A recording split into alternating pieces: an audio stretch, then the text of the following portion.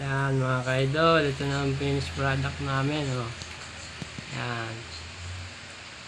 1x1 na tubular at punong bisagra.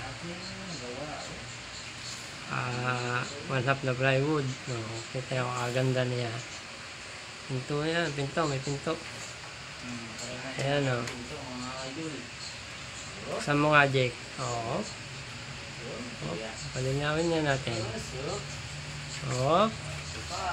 Hop. Salamin na lang kulang. Salamin na lang. Salamin na lang kulang. Nadali mo, batang-bata. Sariling design namin yan. Shout out kay Kuya Arthur at kay Kasama si Master RSG. Yan, Master RSG. Shout out. Sinong gusto magpagawa, ayan o. Yan. Nabot ng 5K yung materials.